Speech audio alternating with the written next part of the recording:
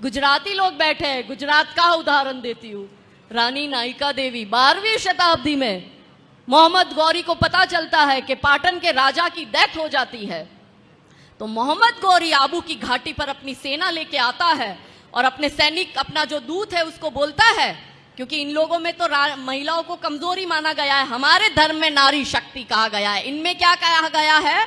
कि महिला जो है वो क्या है, खेती है, उसको जितना मर्जी उतना जोतो, और वो मात्र बच्चा करने की मशीन है, और आपके जो अंदर की काम तृष्णा है उसकी पूर्ति मात्र उपभोग की वस्तु महिला है, ऐसा इनमें कहा गया है। तो ये बाबर, औरंगजेब, खिलजी की औलादों को भी, मोहम्मद गौरी की औलादों को भी यही लगता था कि ये आर्य भूमि की आर्य वीरा भी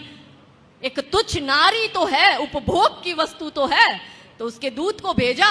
दूत गया रानी नायिका देवी के पास, जो हमारी पाटन की रानी, और उस समय स्टेट व्यवस्था होती थी, तो भारत के टॉप 3 स्टेट में से, ऐसे साम्राज्य में से जो सबसे समृद्ध है उसमें से एक पाटन था, हमारे गुजरात का। रानी के पास वो दूत आता है और रानी नायिका देवी को कहता है कि मोहम्मद गौरी सेना लेके घाटी पे आ गया है, मोहम्मद गौरी की 3 शर्तें हैं, यदि आप ये तीनों शर्तें मानती हो तो मोहम्मद गौरी आप पर अटैक नहीं करेगा, आपके राज्य पर अटैक नहीं करेगा। रानी ने कहा शर्त बता। उसने कहा पहली शर्त इस्लाम स्वीकार करो,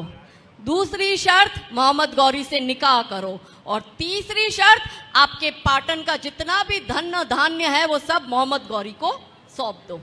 रानी ने कहा, रानी बड़ी होशियार हो, बचपन से ट्रेंड हुए होते हैं, अब की तरह थोड़ी है, अभी हम सिर्फ नाम में हैशटैग महिला शक्ति है, एक्चुअली में हम सबसे कमजोर समाज है।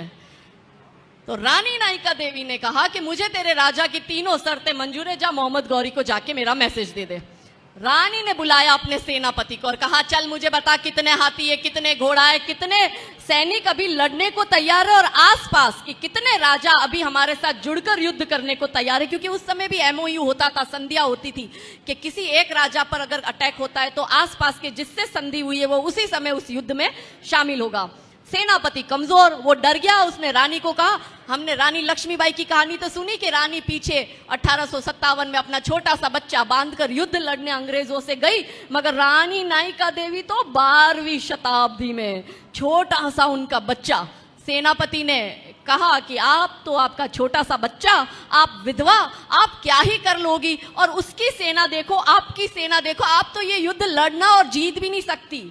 रानी क्रोधित हो गई ऐसी कमजोरी वाली बातें सुनकर। रानी ने उस सेनापति को वही निकाला, खुद ने सेना की कमान अपने हाथ में ली और रानी ने पूरी स्ट्रेटजी बनाई, और रात में आबू की घाटी पर जब मोहम्मद गौरी की सेना सो रही थी तब रानी ने उस पर आक्रमण किया और उनकी पूरी सेना को काट कर मार कर खत्म किया। और मोहम्मद गौरी देखता है कि इसने तो मेरी पूरी सेना खत्म कर दी, तो वो अपनी जान बचाने के लिए मोहम्मद गौरी भागता है और रानी के पीछे अपना बच्चा बंधा हुआ होता है। रानी उसके पीछे जाती है और रानी देखती है कि वो मेरी पहुंच से थोड़ा दूर हो गया है, तो रानी के हाथ में जो बड़ी सी कटार थी, रानी ने वही मोहम्मद गौरी को पीछे से मारी, और मोहम्मद गौरी सीधा सिंध जाके रुका, और उसको पता चला कि ये रानी ने मुझे, जिस जगह रानी की कटार लगी है, इसने तो मुझे आजीवन नपुंसक बना के भेज दिया है। ऐसी थी हमारी योद्धा नारियां। हम इनकी गौरव गाथा सुनाते नहीं, बॉलीवुड वाले इन पे फिल्म बनाते नहीं, माता पिता सिखाते नहीं, स्कूल कैरिकुलम में तो बाबर से लेके औरंगजेब की पीढ़ियां रटवा दी जाती है, तो बच्चियों को रानी नायिका देवी का इतिहास बताएगा कौन?